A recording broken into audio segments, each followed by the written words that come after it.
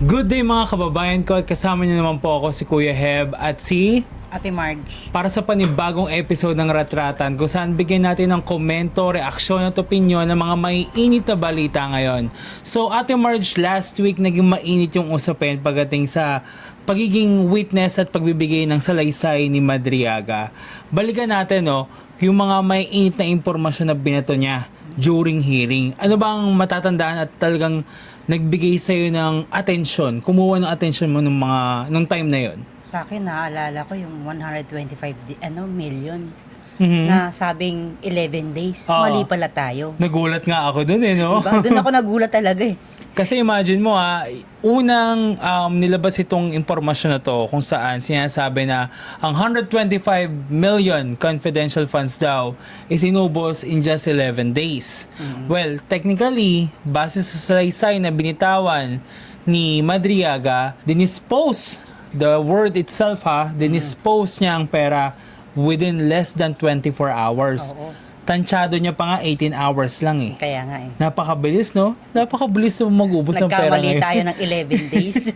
Tsaka hindi, nagulat ako. Ganun lang pala kabilis ubusin at i-dispose. Oo, no? Kaya nga ang 125 million. Eh, paano pa 1,000? Ang sakit sa ulo nun, no? At isa pa sa mga babalikan din natin dito is kung papaano dinitalya rin ni Madriaga yung time frame ng mga sitwasyon or pangyayari sa buhay niya na habang naninilbihan siya at nagbibigay serbisyo siya sa pamilya Duterte. Kaya masasabi ko talaga na credible at reliable source si Madriaga. Kaya nga eh. Ngayon, sa salaysay na yon, mukhang may isang umiyak. Naku, mukhang kilala ko yan. Isang umiyak at tinamaan na parang hindi niya matanggap. Na tinawag siyang ganun. Baka kasi baka naman, wag kasi nating alisin sa kanya yung karapatan niyang magladlad or pagkakataon niyang ipakilala yung totoong siya, kumbaga. Kaya nga, sa likod ng malabruskong katawan. Sa likod ng macho. Bordado. Akalain mo. Iba pala ang gusto. Kaya nga. Sabi ko nga, naghamon na naman tuloy eh. Naku, oo nga eh. Napanood mo ba? Oo, napanood ko. Ipanood natin sa kanila yung balita. Ano nga ba yung naging himutok ng taong ito pagdating sa usapin na siya daw ay bading? Panoorin niyo po ito mga kababayan ko. Umalag ang nagpakilalang Batman ni Vice President Sara Duterte na si Ramil Madriaga sa hamong suntukan ni Davao City Mayor Baste Duterte.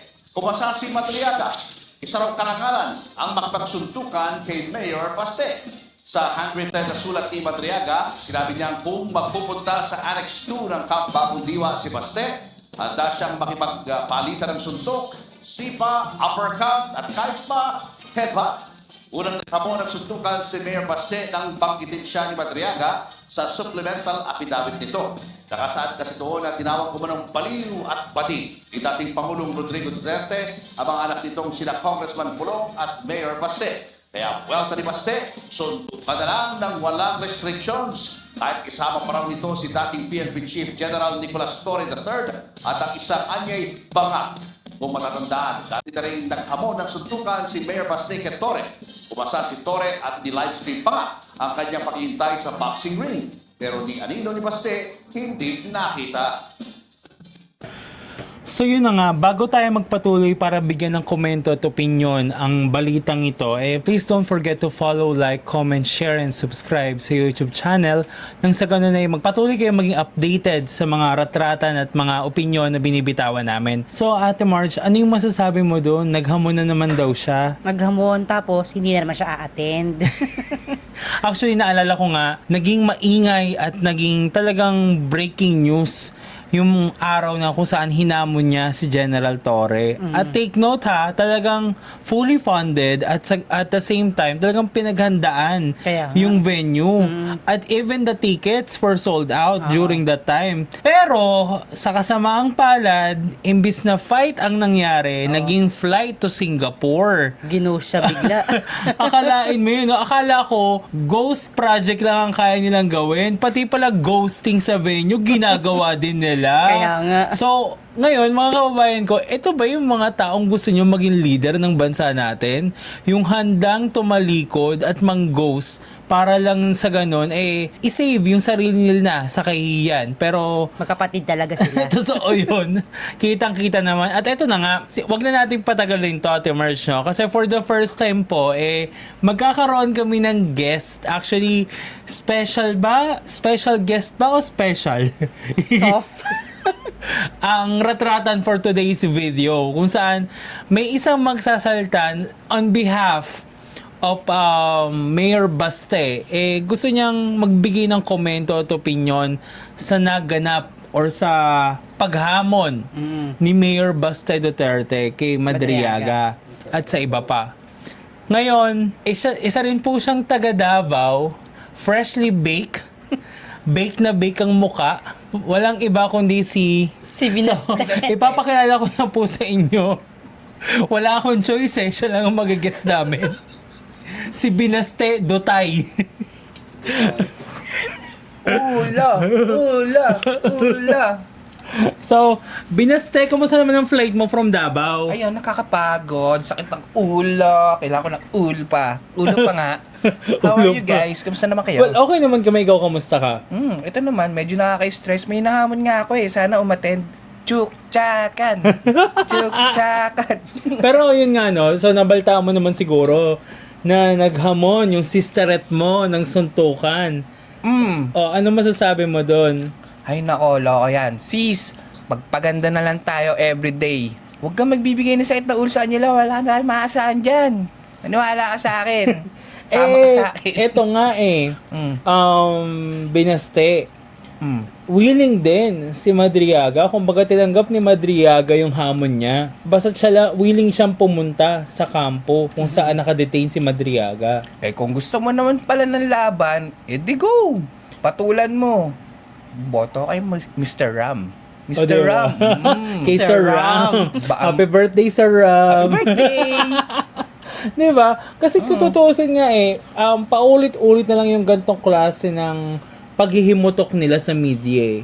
Diba? Kung mapapansin nyo, halos every time na mababati ko sa pamilya nila, lagi nilang ibubungad ang pagyayabang, galit, Maghahamon, di naman pagmumura, susulpot. Tantrums. diba? Tantrums. Kumbaga parang, ito ba talaga yung typical, o ito ba talaga yung nakikita natin na dapat maging leader ng bansa? Kaya. Yung gantong klaseng behavior, character, pag-uugali, ito ba yung dapat kamulatan ng bagong henerasyon sa mga inaasahan natin na gusto maging leader? Diba? Ako, Nakakatakot siya maging leader. Alam mo kung bakit? Bakit? Puro siya banta. Hindi niya tinutuloy. Akala ko kung ano yung sabihin mo. Uy, Baka mamaya ma-SPG tayo. Nagulat ako doon. Pero honestly, no, ikaw Ate Marge, no, as a mother of 3, anong masasabi mo sa ganitong klaseng behavior nila or character? Ako. Kung ako yan, hindi ko papayagan maging ganyan. Lalo na, ikaw yung magiging ehemplo di ba? Tapos biglang ganyan yung attitude mo. 'Di ba? Makikita na doon agad na hindi ka sapat para doon. Kumbaga hindi ka karapat dapat na maging ehemplo, tignan, kilalanin, respetuhin ng sambayan ng Pilipino. Number 1 na, respeto Diba? Sila nga walang respeto, di ba? Yeah, kung paano lang sila magpakita ng tantrums nila behind or even up front of the camera. Madalas behind. Mahilig sa behind Ikaw ba? Mahilig ka ba sa behind? Hindi. Minsan, dyan lang. Sa gedli-gedli lang. Ikaw. Tagilid lang.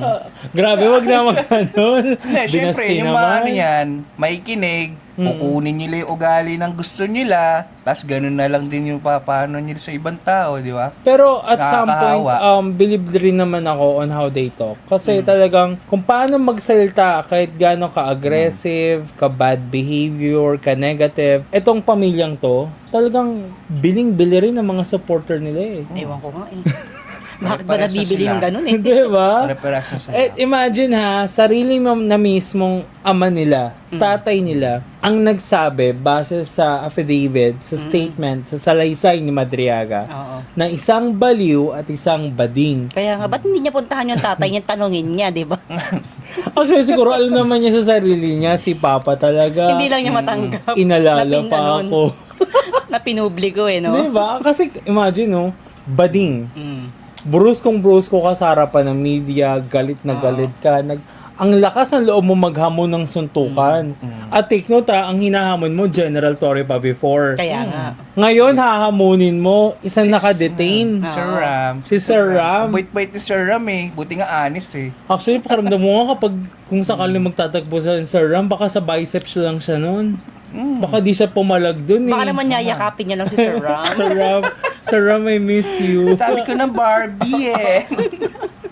Di ba? At the same time din kasi, no, kung titignan rin natin, yung mabalikan natin yung Rage Coalition.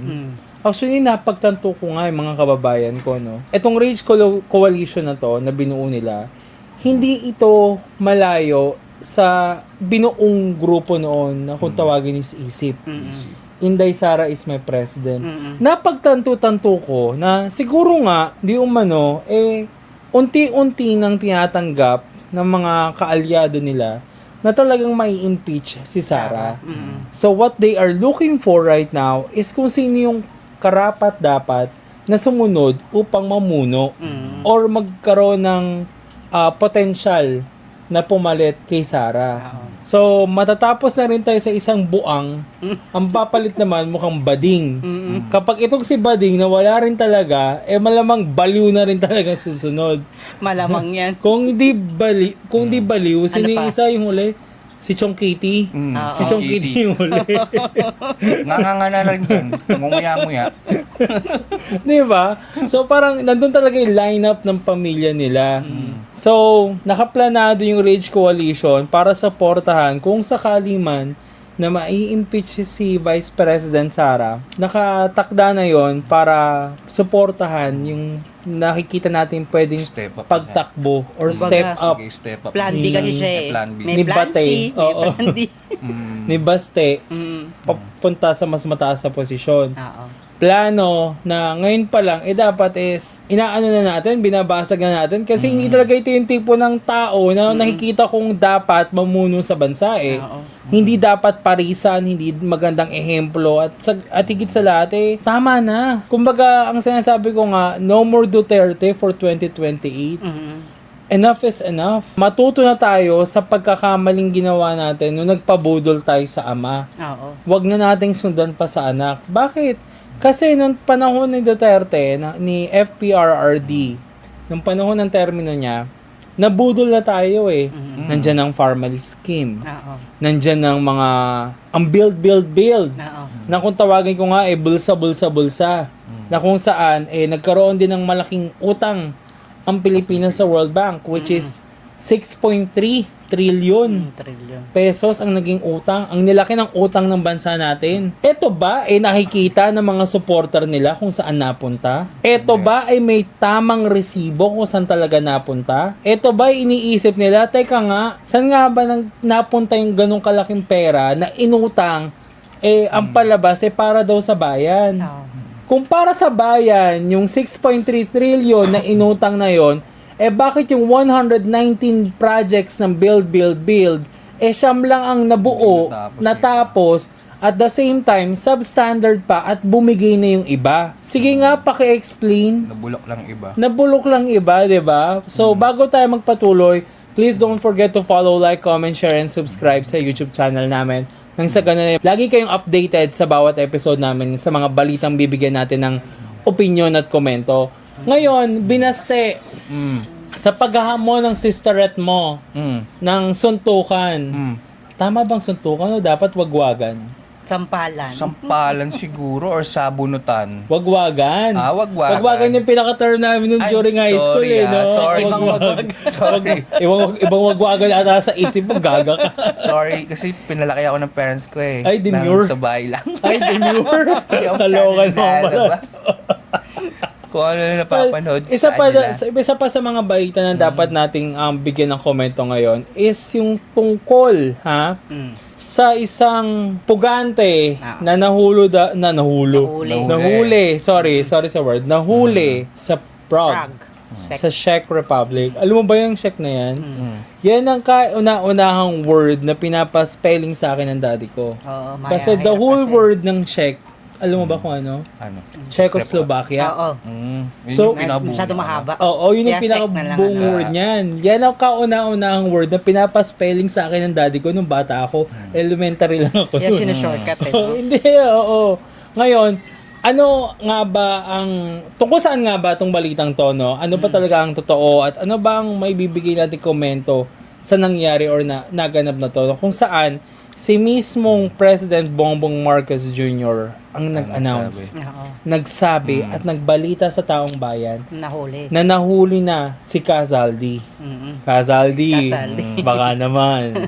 Panoorin niyo po ito. Tinawag na fake news ni Harry Roque ang pagkaka-aresto kay Zaldico. Pero gihit ng PNP, totoong nahuli na ang dating kongresista. Nananatili pa sa Immigration Detention Facility sa Prague, Czech Republic si Zaldico ayon sa DILG. Walang extradition treaty ang Pilipinas sa Czech Republic, kaya hindi pa malinaw ang magiging proseso ng gobyerno para mapabalik siya sa bansa matapos maaresto dahil sa kakulangan ng travel documents. Pero ayon sa International Law Professor at San Sebastian Graduate School of Law Dean na si Atty. Rodel Taton, posibleng ipa-deport si Ko dahil naaresto siya sa paglabag sa immigration law. Mas mabilis itong proseso na ito kasi nga ito ay administratibo lamang at hindi siya court-based na proseso. Kung walang extradition treaty, bilateral cooperation can really facilitate this deportation. Posible rin daw na kasuhan ng Czech Republic si Ko dahil sa illegal entry. Tumanggi munang magbigay ng komento ang legal counsel ni Zaldico. Ayon kay Atty. Ruy Rondain, wala pa silang kumpirmasyon na nakukuha kaugnay ng pagkakaaresto sa dating kongresista. Si dating presidential spokesperson Harry Roque nga, tinawag na fake news ang pagkakaaresto ni Zaldico. Wala raw Pilipinong nahuli sa Prague ng mga oras na yon. Maliraw ang pinakalat ni Pangulong Marcos. Pero mismong si PNP Chief General Jose Melencio Nartates, kinumpirma na ang pagkakaaresto kay Ko. Base raw yan sa mga natanggap nilang impormasyon galing sa official channels. Hinahanda na rin daw ng PNP ang mga kailangan sa diplomatikong proseso para sa pagpapauwi kay Ko. Ang National Bureau of Investigation o NBI naman, nakaantabay na rin tumulong sakaling mailipat sa kustodiya ng Pilipinas ang dating kongresista. We just await for the direction of the higher authorities. In this case, this will be DOJ, the Department of Foreign Affairs, and other agencies that will be tasked by the President. Kung ano yung maging tasking sa amin ng DOJ or ng higher authorities, ang NBI naman will be always ready to respond to the call of duty. Si Ko ay kabilang sa mga sinampahan ng kasong graft at malversation sa Sandigan Bayan, kaugnay ng umano'y 289 million pesos substandard na road dike project sa Oriental Mindoro. Ang naturang proyekto ay kinontrata sa Sunwest Incorporated na pagmamay-ari mismo ni Ko. Walang piyansa ang kasong malversation na isinampa ng Ombudsman kay Ko at gumugulong na ang pagdinig nito sa Sandigan Bayan 6th Division. Dati na niyang itinanggi ang mga paratang sa kanya. So, yun na nga. Yun na nga yung balita na itong si Kazaldi nakadetain na sa Prague, sa Czech Republic. Ngayon, ang kinakainis ko rito, girl, may isa na namang member ng LGBTQIA+. Nag-start mo na naman. Alam mo, hindi ko malaman sa mga sister mo, no? Alam mo, I'm not against sa LGBTQIA+ community, no? Hindi naman din ako homo kasi I'm also part of it. Pero ang inaano ko lang dito is, Sana maging matapang siya. Harapin niya yung kaso niya. Hindi yung putak siya ng putak sa ibang bansa. exactly. Actually, ito Diba? nga, ang nakakaloka Attorney doon, ka pa man din. sinuka na to ng Mhm. pamilyang pinagsisilbihan niya. Kaya nga nasa Austria na eh. Wala na sa Netherlands eh. Oo, lumipat na. Lumipat na eh. Kasi nga, wala na siya silbi. Kaya Wala na siyang nag-iingay. pakinabang. Kaya siya nag-iingay ngayon. Diba? Kaya ngayon, nandun siya sa ibang bansa na naman, doon nagkakalat. doon nagsusumiksik at doon ay mukhang parang nanlilimos sa mga kapwa natin Pilipino. Kawawa ka naman pala. Diba? Yung mga supporters mo, kawawa rin. Ito nga Nagmumukhang tanga dahil din sinabihan nila na fake news daw yung binalita ni President Bongbong. Pero unang-una sa lahat, sino ba ang unang nagbigay at nagpakalat ng fake news? Hindi ba sila rin? Sila. Oo. Sila ni, sino to? Si Maharlika? Yeah, si Diba? Bangaw. Sila ang nagpakalat ng polvoron video ni PBBM na unti-unti na rin namang nasunog kasi hindi totoo. 'Di ba? Wala silang mapatunayan. Wala silang ebidensya. AI. AI lang din naman. Mm-mm. At ang pangit ng graphics nila. Yup. Nakita ko yung video na yun eh. Talagang parang napakababa ng resolution. Hindi man lang inayos. Hindi man lang Hindi nga inayos. inayos eh, para mas Baka malinaw nga yung siguro kasi resolution. hindi pa ganun kakilala ang AI during that time. Sabagay. Kumbaga, mga ano pa lang nga tayo, yung mga sophomore IT lang ata gumawa nun or what. Pero yun na nga, kung pagbabasihan natin, mga kababayan ko, unang-una, si Pangulo ang nag-umpisa at nagpanimula ng investigasyon sa flood control. Si Pangulo ang unang tawag dito, unang nagsalita at the same time umaksyon sa mga pangunahing pangangailangan pagtugon sa sambayan ng Pilipino. Lalo na ngayon sa kinakaharap nating krisis sa langis, sa gasolina. Patuloy ang pagtulong. Hindi humihinto ang Pangulo tungkol dyan. O, in fairness, bumababa na. Bumababa na, nagkakaroon na ng ang tawag yun, rollout, price rollout ang gasolina. Rollback rather. So, rollout tuloy. Na rollout, hindi ko na maisip, roll-on eh. So, rollback. May price rollback na ang gasolina. At the same time, meron na ring subsidy sa mga gas station Hindi pa rin ngayon tumitigil. na mula rin sa pamahalaan. Ikaw, Harrieta, ano ba ang naitulong mo? 'Di ba? Unang-una, ikaw rin sa sarili mo ring bibig nang galing na negative si PBBM pagdating sa drug test. Way back before, hindi ko na maalala kung anong taon yon. Pero ikaw lang din ang nag-announce nun. Ngayon, kumakana ka ng ganyan, nagsasabi ka ng fake news, samantalang isa ka sa mga OG ng fake news peddlers ng mga DDS. Yeah, Diba? proud ka pa nga, girl eh. Imagine sasabihin mo ng fake news yung taong totoong naglilingkod para sa taong bayan, yung taong totoong tumutugon sa pangunahing pangangailangan ng sambayan ng Pilipino. Eh ikaw, ano bang naitulong mo? Wala. Putak lang. Eto nga ipupusta niya daw yung pagiging abogado niya. Para lang dyan. Eh bakit hindi mo kaya ipusta yung pag-uwi mo rito sa Pilipinas para harapin yung mga kasong dapat mong harapin? Yeah, Kasi tama. kawawa naman si Alice Guo. Imbis na Ayun, dapat nagsisilbi magkasama kayo kahit ni papaano. Alice Guo. Iniwan niya eh. Iniwan mo sa area yung tao. Ang tigas ng panga mo. Di ba? Nagsama-sama kayo ni Bakla. Di ba? Kasi kung tutuusin, isa ka sa mga may kasalanan doon. Isa ka sa mga pangunahing opisyales ng Pogo. Ngayon, nasaan ka? Nandiyan ka sa ibang bansa, humihimod ng pera ng ibang tao. Yeah. Namamalimos, nagsusumiksik, at pinagmumukhang patay gutom ang sarili mo. Bakit? Kasi ultimo sarili mong pamilya, tinakwil ka na ata eh. Ultimo sarili mong pamilya, hindi ka na kinikilala. Bakit ba naman? Kahit ako kung kamag-anak kita, hindi kita kikilalanin eh. Kasi ang laking kahihiyan ng binigay mo, ang ginawa mo. Imbis na harapin mo yung kasalanan mo, imbis na pagbayaran mo yung kasalanan mo, mas pinili mong kumampi sa mali. Oo. At ngayon, tinakwil ka na rin nung kinakampihan mo. Tinapon ka na, binasura ka na. Tapos gusto mo maniwala pa sa ang tao? Wala naman Maniwala pa sa sa'yo. mga tao, di ba? Sayang naman yung pagiging abogado niya. Eh, Kung yun ganyan nga ang eh. ginagamit. Ewan ko pa sa baklang to kung anong ginawa sa buhay Marunong niya. naman kayo magsiyasat ng tama. Ginagawa niyong Hindi. mali. Ewan ko ba kasi parang naging desperada na rin kasi siya, girl. Kasi imagine mo ba naman Magkano offer? ang tanong may offer pa ba? Yun lang. Meron pa nga ba? Meron pa nga ba? Kasi nga kaya nga nasa Austria to kasi hindi na rin siya kinikilala ni Digong eh. Ng tatay nilang karton. Pasensya ka na sa papa ko, Hindi makapagsalita ng maayos. Hindi na siya kinikilala ng pamilyang pinili niyang pagsilbihan. 'Di ba? Ngayon, Tinakwil na rin siya. Kaya nga ngayon, kung kani-kanino rin siya sumisiksik, nagmamalimos, humihingi ng tulong, nag-iingay, Para mapansin. nag-iingay para sa ano, para mapansin. para sa dashboard niya at sa ano sa Attention social media. seeker ka ba, Malaman. girl? Attention seeker plus fame whore. Yun lang yun. 'Di ba? Kaya para sabihin mo na fake news ang pangulo, mag-self-reflect ka naman. Hindi ba't ikaw ang isa sa mga OG ng fake news peddlers? Padala mo ng salamin, baka wala. Ang laki niya masyado Inisip ko, ano yung size ng salamin na ipapadala ko? Ayun lang. Mahihirapan ako doon. Hindi naman siya manipis, malapad siya. Baka mabasag pag nakita niya sa salamin. Baka yung salamin mismo mag-react kay, bakla! Diba?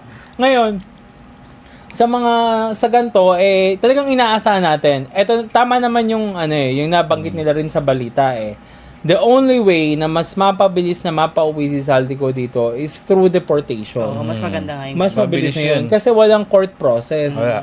Kasi kung may court process, matagal-tagal yan. Kasi pag nag-deport siya, ayun na, Yun inaabangan na yun siya. di ba? Oo, wala siyang ligtas. Baka naman gusto Para mo pa, matransfer Zaldi, na may red agad carpet siya. ka pa. Wag ka naman Baka nga.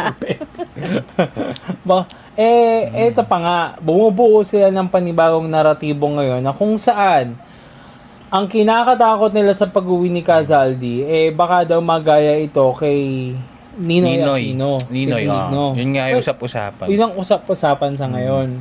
Pero malabong never yun. mangyari. Nalabo, oo. Why? Kasi, pinapaliwanag ko rin to lagi sa mga tao, no? In terms of technology, sa media, sa mainstream media.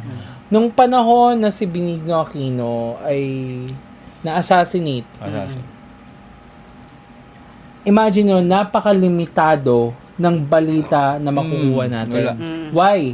Kasi meron lang tayong radyo.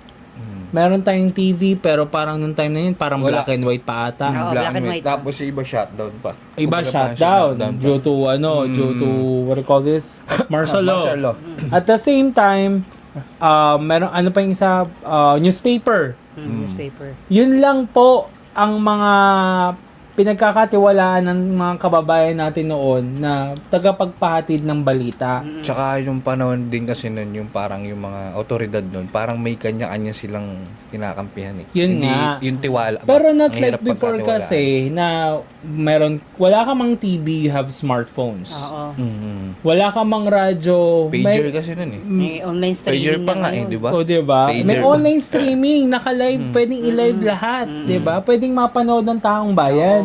So, ang punto ko is that hindi ganun kalimitado gaya noon ang pagbabalita sa ngayon. Ngayon kasi ilang seconds lang.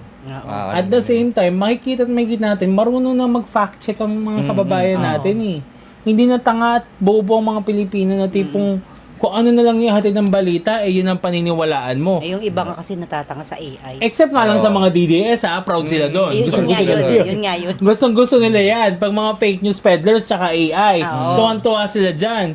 Ang dami kong nakikita mga AI na picture ngayon tsaka mga video na tipong parang talagang makikita mo na yung nagpo-post nun is DDS supporter. Kasi proud na proud siya sa gawa niya. Diba? Parang imagine, Kahit din yung mga friends ko, ganun Personal pa nga. Diba? Ayaw nilang tanggapin na mali sila. ang sakit, diba? Pero as I was saying, hindi na to kagaya noon. So malabong mangyari yung nangyari noon kay Ninoy. kay Ninoy na mangyayari kay Kazaldico. What we are looking forward to happen is umuwi siya, ma-detain siya, magbigay siya ng statement niya, panindigan niya at sabihin niya kung ano yung totoo. Oo. Because yun ang talagang karapatan ng taong bayan na malaman at hinihintay ng taong bayan. Para nang sa ganon, magkaroon na rin tayo ng panibagong pagresolba sa flood control scheme. Kasi unang-una sa lahat, batuan lang naman ang batuan ngayon Lalo na mga Duterte. Kasi alam mo kung bakit? Alam din kasi nila na at the end of this journey, sa pamilya nila tatagos. Lahat. Papunta ang flood control. Oo. Eh, sino ba ang may 50 billion na pondo sa flood control? Kaya nga. Di ba distrito ng Davao? Isang distrito lang, ang laki-laki. Isang distrito, 50 billion. Ano ka, nagpatayo ng mansyon? Baka. Pinaganda mo ba ang buong Mindanao? Di ba? Pero binabaha. Pero binabaha. So, dun pa lang, malinaw na kung saan patungo at papunta ito. But we are still looking and seeking for the truth. Yun lang naman yung punto nun eh. Malaman natin yung totoo. Kung sino man ang pamilyang tatamaan dito, eh, abangan natin yan.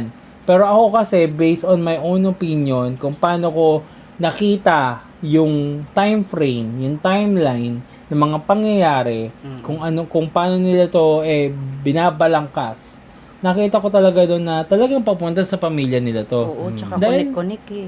Connect eh. Ultimo sino yung Sabihin mag-asawa? na natin si Michael Yang. Oh, hindi, si Diskaya. Diskaya.